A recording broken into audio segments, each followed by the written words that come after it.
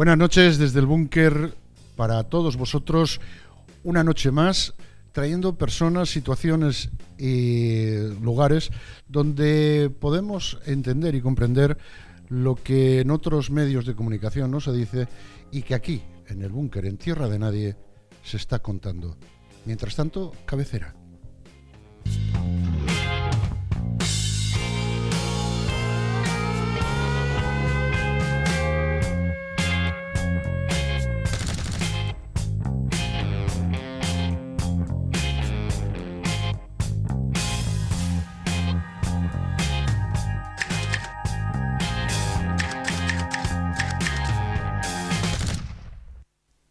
Bueno, pues como os decía, hoy tenemos a Patricia Oreña, que es la coordinadora de Asturias y Santander para la Asociación de Trabajadores Autónomos y que tuvo la deferencia de venir desde Cantabria, desde Santander hasta nosotros. Buenas noches. Buenas noches, encantada de estar aquí con vosotros.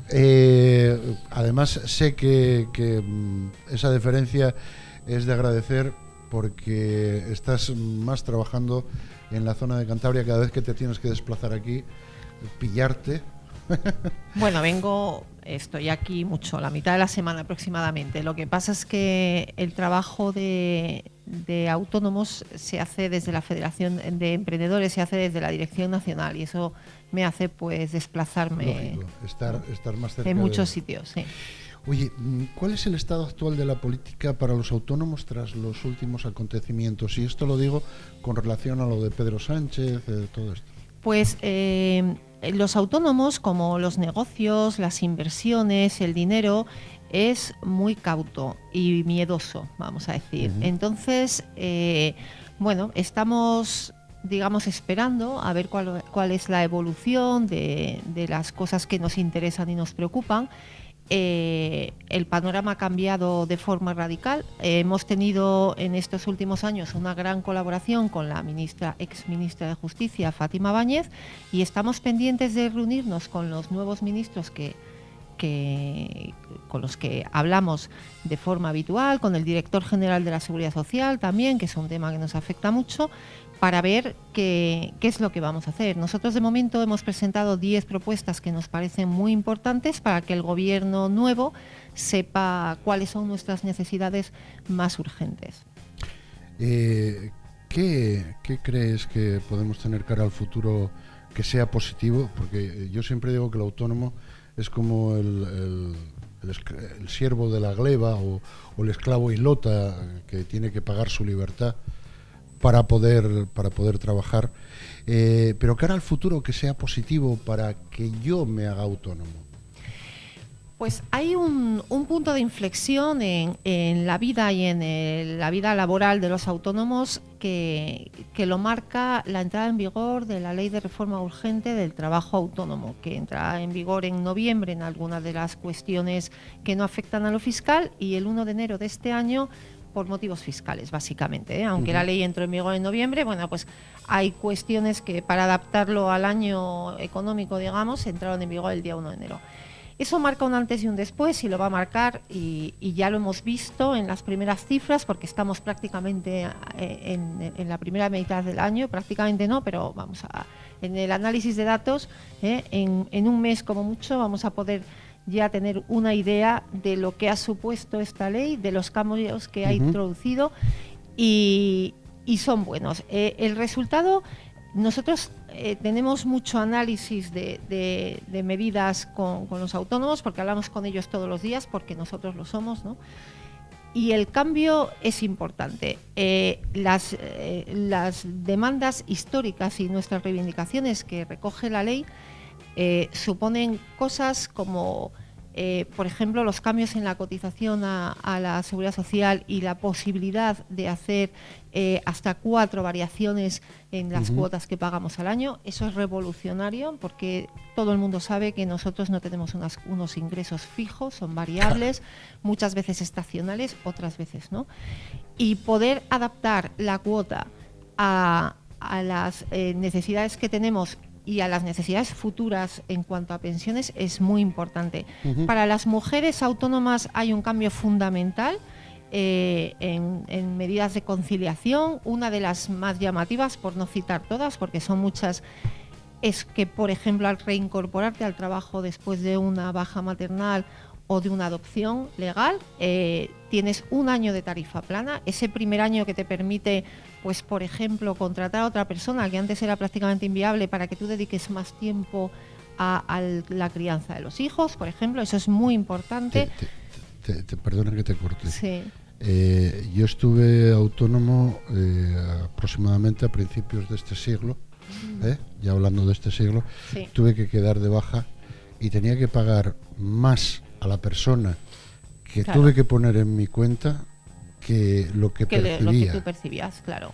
Pues eso es una de las cosas que cambia con esta ley, sobre todo para las mujeres. Y cuestiones como, por ejemplo, la tarifa plana, que se ha extendido un año. Esta ley ha servido para extenderla un año, que permite a los que empiezan hacer un cálculo de gasto y de ingreso completamente diferente en el primer año. Todos sabemos lo que cuesta empezar y la ayuda que supone no tener que contar con un gasto fijo como es la cuota de la Seguridad Social, que es un gasto elevado, además. Pues esas son medidas fundamentales que cambian el panorama y que han supuesto un punto de inflexión, como decía antes, muy importante. Yo iba a hablarte, que me comentaras con relación a las pensiones como autónomo. También hay gente que me está diciendo, es que yo cuando me jubilé, lo que percibí no era lo que yo había cotizado, que había cotizado una... Es que dicen, no, es que vas a percibir tanto como cotizas, como cotizas. Uh-huh. Y el problema está en que las personas que me dijeron, no, es que yo coticé más y al final no me sirvió para nada. Bueno, porque luego hay retenciones y demás. Hay que tener en cuenta una cosa, que quizá ahora los que estamos en activo no nos paramos a pensar en muchas ocasiones, ¿no? Los autónomos tenemos una cotización para la Seguridad Social voluntaria, digamos. Hay un mínimo establecido con una base de cotización mínima, que son 253 euros, 360 euros al mes, y a partir de ahí nosotros tenemos que hacer un cálculo de cuál va a ser nuestra pensión, porque va a ser la que nosotros escojamos. Es cierto que cuando la diferencia fundamental entre un autónomo y un trabajador por cuenta ajena es que el autónomo cotiza la pensión de su ingreso, de su ingreso bruto, ¿no? Y lo tiene que descontar de ahí, con lo cual se nota mucho, mientras que el trabajador por cuenta ajena, eso es, se lo retiene la empresa, sí, ¿no? Entonces tú no lo ves, digamos, nunca has llegado a ver ese dinero, esa cantidad, por lo tanto, bueno, no te duele tanto, ¿no? Nosotros tenemos que hacer un cálculo de cuáles son nuestros ingresos y nuestros intereses a futuro, y eso es un tema muy serio. Nosotros siempre animamos a hacer un esfuerzo en la cotización porque es un beneficio a futuro muy importante, y es cierto que como debido a que solemos tener poca liquidez y poca tesorería y en la caja nos sobra el dinero, quitarlo de ahí todos los meses pues es un esfuerzo importante, pero es algo que hay que tener en cuenta. Y hay mucha gente que realmente, esto es otra de las cosas, otra reivindicación y otra de las cuestiones que hemos planteado al gobierno ya nada más llegar, hay que hacer algo con esos autónomos que no ingresan el sueldo mínimo interprofesional cada mes, porque una persona que ingresa 600 o 700 euros al mes brutos, no puede pagar 260. Efectivamente, quiere decir que todos sus ingresos son 700 o 800 euros, pagar 200 y pico es una barbaridad. Porque a su lado, porque no olvidemos que autónomos hay de muchos sectores, y hay desde la persona que tiene un pequeño kiosco y vende periódicos, hasta Steven Spielberg. Efectivamente, ¿no? Hasta el ingeniero que es freelance y que hace asesoría de grandes empresas e ingresa unas grandes cantidades. Lo que no se puede hacer es tener el mismo tratamiento para los mismos, porque esa cuota para unos es un esfuerzo al que prácticamente no llegan o incluso no llegan muchos, y para otros es una cuota que no es representativa en el montante de sus ingresos, ¿no? Pues ese es el problema, hay que hacer un tratamiento especial. Nosotros hemos propuesto una tarifa plana, o sea, la cantidad equivalente, 50 euros para aquellos autónomos que no ingresan más que el sueldo mínimo interprofesional y por debajo, ¿no? Que no les suponga un esfuerzo añadido, claro, y que eso no suponga tener que cerrar el negocio, porque al final lo que te hace es llevar cuentas y decir, bueno, pues realmente no me interesa tener el negocio abierto. Es que van a decirte, bueno, hay esa picaresca en la que cobras una parte en A, después a varios en B, y, sí, pero bueno, hay después otros trabajos en los que por mucho que quieras cobrar en A, pues no llegas a la media de los demás. Y yo te iba a decir, vamos a ver, en la baja de maternidad, perdón, si no trabajo y mi trabajo es, vamos a ver, masajista, por ejemplo. Sí. Y si no trabajo y no cobro, ¿cómo lo hago? Claro, porque todas estas medidas, hay mucha gente que critica, que se dice, no, es que las cotizaciones a la Seguridad Social deben de ser más altas porque hay que mantener la caja de la Seguridad Social. Y eso es cierto. Lo que ocurre es que no nos damos cuenta que cuando las cotizaciones están por encima del esfuerzo que se puede pedir a los autónomos, al final lo que hacemos es un llamamiento a la economía sumergida, porque cuando una persona tiene que escoger entre hacer la compra en el supermercado o pagar la cuota a la Seguridad Social y no tiene más opciones, pues la gente escoge soluciones las que puede, ¿no? Entonces, todas estas medidas que nosotros proponemos, como esta, por ejemplo, y otras que luego comentamos, lo que hacen es aflorar esa economía sumergida, y eso es un beneficio para todos, porque hay otra cosa, no, los autónomos y las personas que están en economía sumergida no están porque quieren, o sea, no les gusta estar así, obviamente, Habrá casos en los que, bueno, pues hay gente de todo, ¿no? Pero es una situación incómoda y muy peligrosa económicamente, porque, claro, tiene unos perjuicios gravísimos, ¿no? Entonces, claro, entonces lo que hay que hacer es posibilitar que todos estos se conviertan en cotizantes, porque además cuanto más coticemos, menos toca cotizar a cada uno. Claro. Yo tenía, bueno, iba a decirte, ¿por qué en otros países ser autónomo es mejor que en España? No, eso mira, es una pregunta que me gusta aclarar siempre.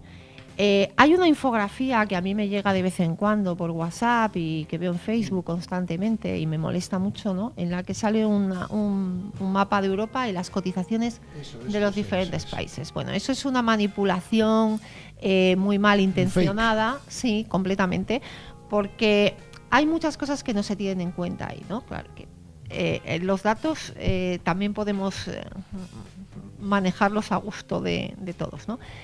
En España tenemos la base mínima de 260 euros al mes. Eso cubre los siguientes conceptos: atención sanitaria, no solo para el autónomo, sino para su familia. Porque yo, por ejemplo, mi hija está metida en mi cartilla y tiene cobertura sanitaria total con mi cotización, ¿no? Estás calculando una pensión futura para ti, y esas son básicamente, porque luego hay unas cotizaciones extra para tu baja por enfermedad y demás, ¿no? Entonces, cuando nos comparan esto con otros países de Europa, porque en Portugal me parece que sale que es cero, ¿no? Pero el equivalente en Portugal es cero, digamos, la tasa de inicio de actividad, que aquí no existe, aquí también es cero, ¿no?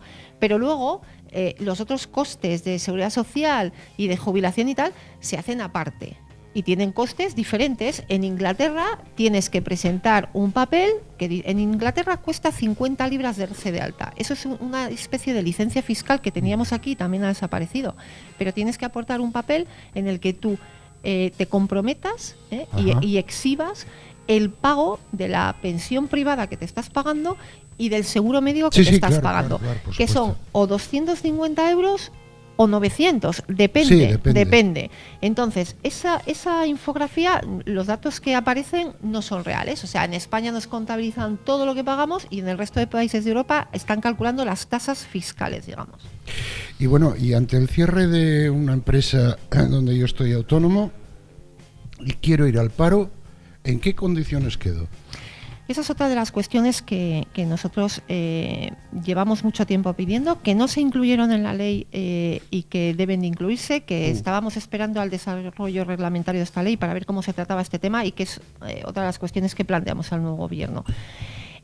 Nosotros tenemos que hacer una cotización especial para el paro, ¿no? Hay un porcentaje que se paga aparte de la base mínima para tener derecho a paro, digamos. Y hay otra cuestión también que nos diferencia con los trabajadores por cuenta ajena, y eso es injusto, ¿no? Y por eso luchamos cada día, para que las condiciones sean lo más parecidas posibles. Y es cuando has dejado de cobrar el paro, cuando se te acaba la prestación por paro, ¿no? El derecho a los 426 euros, que son concretamente que tienen los trabajadores por cuenta ajena, ¿no? Sí.